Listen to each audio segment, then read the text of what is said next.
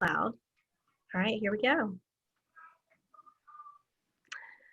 My name is Heather Wilson. I'm the Deputy Director at the Cameron Art Museum, and I'm here today with Executive Director Anne Brennan. We're going to talk a little bit about Dorothy Gillespie. Good morning, Heather. Good morning. So Anne, Dorothy was born in 1920, and she moved to New York in the 40s. I was reading about her this morning and found out that she worked at B. Altman as their assistant art director when she was, like 23 years old. And then she joined the Art Students League, where she was exposed to new ideas about techniques, materials, and marketing. And then her career and her journey as an artist kind of took off from there. Can you tell me a little bit about Dorothy as an artist? Oh my heavens, Heather! What a pleasure. She was such a mentor to young emerging artists and a true pioneer. And I mean, if I can only choose two arenas, I will if I have to. But she was a true pioneer in advancing the women's movement in art. New York, of course, 1950s, the New York School, abstract expressionist scene. New York was still very much a patriarchy, still very much male-dominated, strictly conscribed art scene. Yeah. And she was truly a pioneer in the women's movement in one of the largest city in our country and one of the toughest. She also, which I've only newly grown to appreciate, and I've known her work for over 20 years, and I think that's a mark of a true artist and contributor, is how much you continue to learn from them as time goes on about yourself and about art.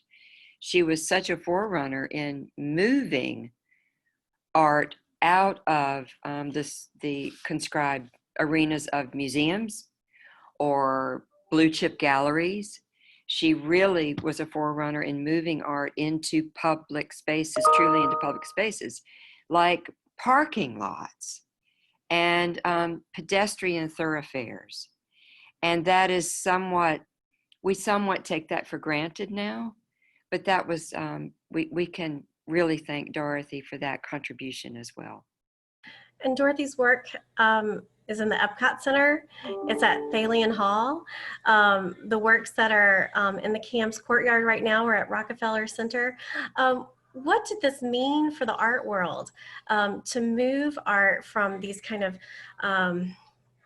from museums, right, and art galleries out into the world where everyday people can see them? What did that mean for the art world? Well, I think to Dorothy's credit, she wasn't so much focused on what that meant for the art world, which was very much a tight society. It's what it meant for you and me and the public at large.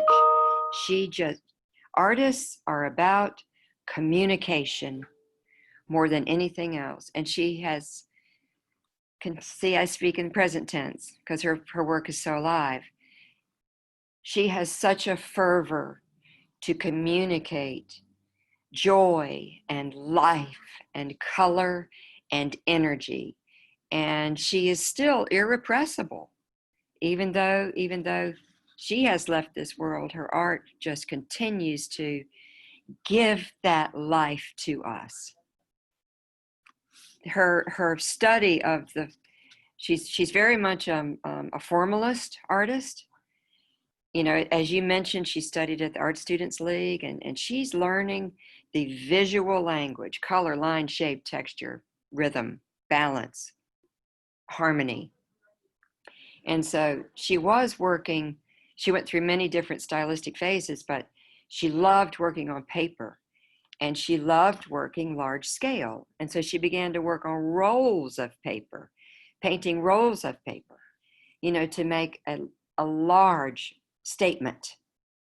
And then the fragility of the paper and the preciousness of it began to irritate her, and she's foremost a problem solver. And so she began to look at the use of metal in rolls rather than the paper. And that caused her to be able to move the work outside. It was no more fragile.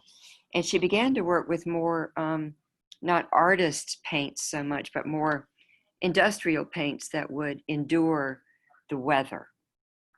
And she was able to make big, embracing statements with this simple movement from paper to aluminum and from characteristically fine art materials to more rugged ones.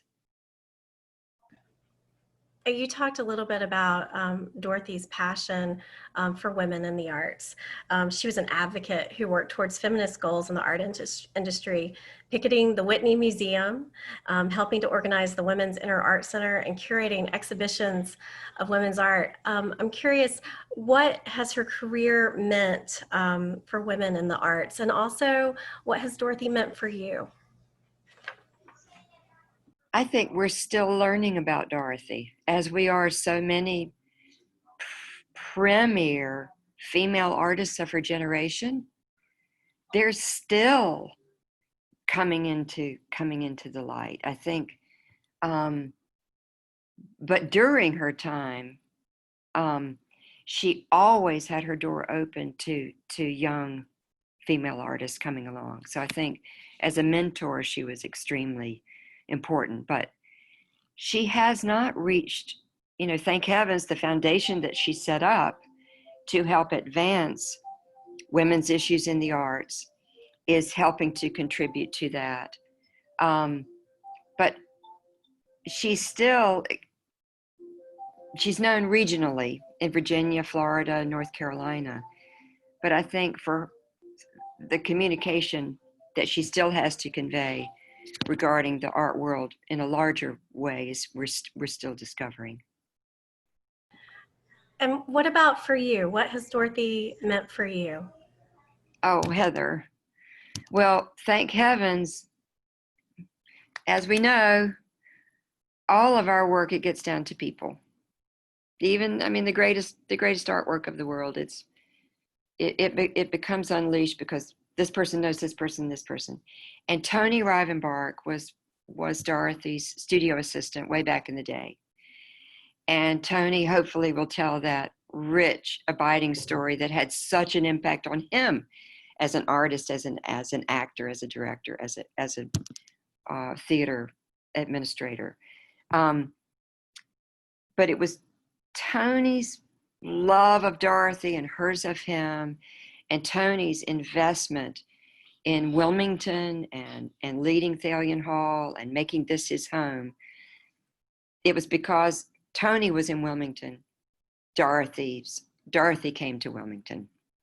So we can really thank their friendship and their love for one another.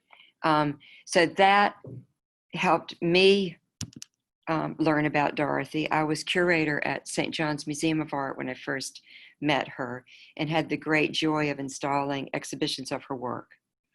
And St. John's Museum was the predecessor of today's Cameron Art Museum. We moved out here in '02, but we started life in 1962 downtown. And we did exhibitions of Dorothy's work from time to time. So I had the starstruck, great good fortune to work with Dorothy when I was curator installing a show there. So one person show, and we had these soaring 21, 22-foot ceilings as we do here at the old St. John's. And so it was a lovely forum for her large scale work. She loved the space. She was so generous to work with too.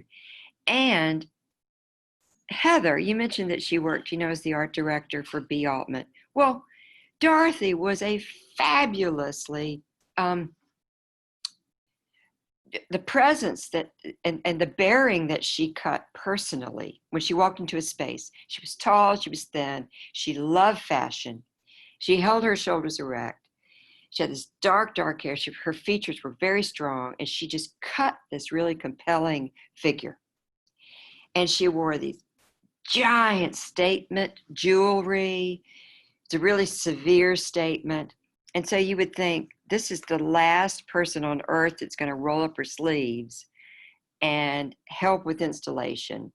And here are these metal works. They look heavy, but they're not. Because there again, that was a part of the brilliance of her problem solving. to ship her work and to handle her work. Women could do it. Any of us could do it. I loved that piece that she brought to the practicality of her work. But she was right there with me and Ren Brown, our then director, and we had intern volunteers and other volunteers. And she created kind of this curling iron to fluff up the ribbons, and she would fluff up the paint. And she was in the trenches with us. And of course, we were right up against the wire opening the show. The next day, she's doing a walkthrough tour, and the place is packed. And she's got her finery on, and she is commanding the space in the most generous spirit possible. So she's talking about her artist process. We're hanging on every word. Her journey in New York, in the 30s, 40s, 50s, 60s, all of the excitement then. And what I walked away with most was, I'll never forget it because I think about it so often. She was such a teacher, and she was such a sister soul. I cannot remember the segue from talking about her art, but she segued exquisitely into psychology. And she shared, the stories that we remember most are the ones that we share about her personal life. And so she shared this very vulnerable story about her personal life with one of her closest friends who was undergoing a very tragic event in her life. And it was, she was a mother with children, and she was undergoing a really difficult divorce. And there was a lot of animosity, it was just heart-wrenching experience. And Dorothy's working in her studio, and her dear friend is calling her just about Heather every day, talking about these problems that she's going through with the lawyer and their husband and problems with her children. And it was this big, heavy weight on Dorothy because she dearly loved her friend, and she could not make things right for her friend. And Dorothy wrapped up that very vulnerable story with, it was such negative energy, and it was bringing me down, and I knew that was furthermore making it so I could not help my dear friend. And I had to be really upfront with her. I love you, but you cannot call me with this content. I cannot have this negative energy that you're bringing into my life. My dearest, I'm with you, but you've got to go to a next step. I am here, but I cannot have this negative energy in my life. And that was the mandate she shared with us that day, Heather. And there are a few days that I don't think about that. As you and I have discussed, and Dorothy was, she was born in Roanoke, Virginia. She was raised with very Southern principles as a Southern woman. And oftentimes it is upon us to create comfort. We're supposed to make things right for the people around us. And Dorothy navigated that. Here's this, she's learning these really proud, gracious Southern female principals, born in 1920 in Roanoke. And there she's hitting New York in her 20s and navigating an altogether different scene where women are really having to draw lines and stand up for themselves. And the example that she gives us of her life and how she was so intent on protecting that space, that studio space, even with all that was upon her as a mother of three, a husband, that was understanding of her needs. But, she was just really clear with her work as a professional, and then all of her work as a woman, friend, mother, wife. So that's incredible. That's really, really powerful. I'd love to show everyone, I'm going to share my screen, some of the works that are currently on display at CAM. So Cameron Art Museum is participating in the Dorothy Gillespie Centennial Celebration until March of 2021. Can you tell us, I'll just go flip through some images and tell us about the images. Tell us about the works that are in Cameron Art Museum's courtyard right now. These, as you touched on earlier, we have the great honor to display their public art installations, primarily they're wall mounted, and there are also freestanding totems, Heather, in our courtyard. So we have the pleasure of large scale 2- and 3-dimensional works. And please enjoy the movement that she gives us. Look at these abstract forms, and they are largely hard edge, are they not? They're geometric, and she has applied them on these aluminum panels with shiny gold paint, outlined them with the gold paint. They're largely hard edge. And we move into ribbons of color, and the totems are also in ribbons. So they are, yes, thank you. Look at these largely organic shapes. And artists oftentimes work with contrasts, hard edges versus soft edges, saturated color versus softer edges. And look how she is harnessing the light with these gold ribbons. Oftentimes she'll call these color falls, and they really are water-like. Her color falls work at Thalian Hall, which you must go and visit, is 40 feet in height. But look how she's harnessing the light and capturing shadow, which is changing the depth of the color and adding a beautiful formal element. Yes, here are the little totems. Well, they're not little. The totems, like the blue tall one, they're human scale, Heather. And so Dorothy, so much as an artist who drew strength from the work of the 50s and 60s with the abstract expressionists, that's when we were creating environments. And we have a physiological reaction with them because they are human scale. So so this totem is almost, it's familiar to us because it's similar to our own dimensions. And then the little orange fellow, she called those tumbleweeds.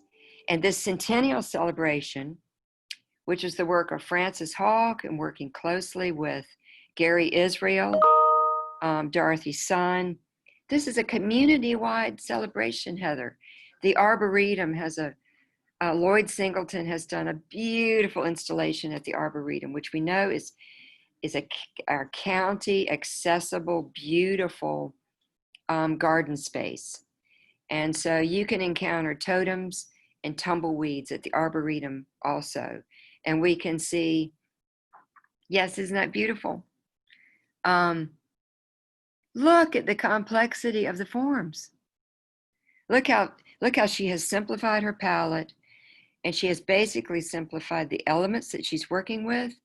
However, just as artists often do, they will choose a limitation. They will edit what they have to play with an inventory or a concept, and then find as much variety within that well-edited idiom. And that's what Dorothy does. She's so formalist. Oh, I love that one.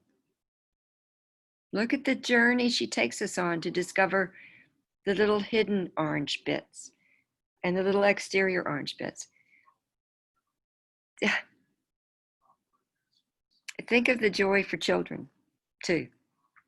And Dorothy, she brings out that childlike wonderment in all of our souls. You cannot just walk by her work unaffected.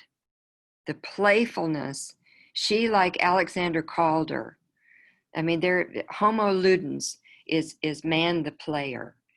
And that there's so much, Picasso even wrote about this, and many other artists. So often the artists who continue to affect our lives the most, they have never lost the element of play and freshness.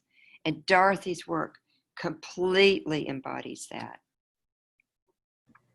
Anne, thank you so much.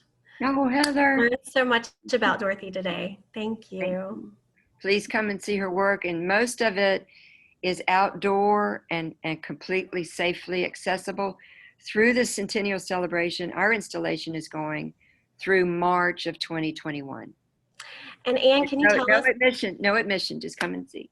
And the museum's reopening. Can you tell us when it reopens and tell us a little bit about what's in store for folks who come to visit?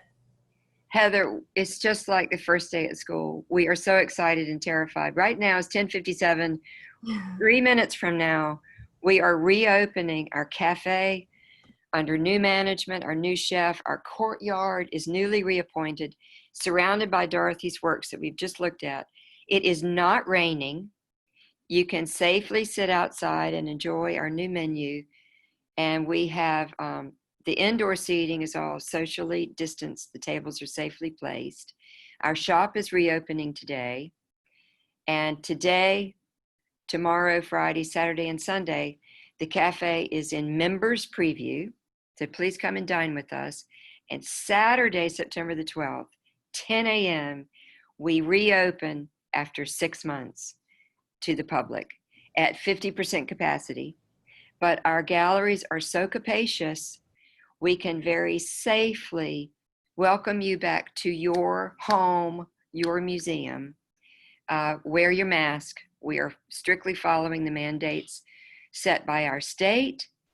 And Zachary and little Jakey are going to abide by those rules, I know, behind Heather. And we are reopening. We have Dorothy's exhibition on view. We're opening a beautiful installation called She Persists, celebrating the 19th Amendment with 100 works by female artists represented in our collection. We are rolling out a new acquisition, which is a bronze portrait of Abraham Lincoln called The Face of Lincoln. We're so excited about. And also following our centennial celebration of the 19th Amendment, Jenny Frierson, fabulous, fabulous artist. Jenny Frierson is, we're displaying a solo exhibition of Jenny's work called The Lived In Body. And it's these incredible paintings of nude women over the age of 65. And Jenny, like Dorothy, has limited her palette. She's looking at the works of Caravaggio in that beautiful chiaroscuro light. You know, really dramatic light. Think about his work of Figures by Candlelight.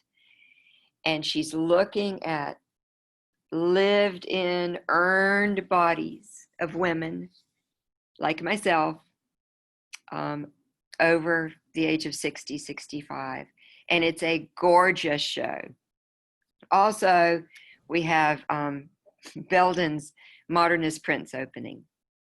And I mean, the museum is rocking. Come on, come on. we will be there this weekend. Thank you so much. It's almost as active as your home right now.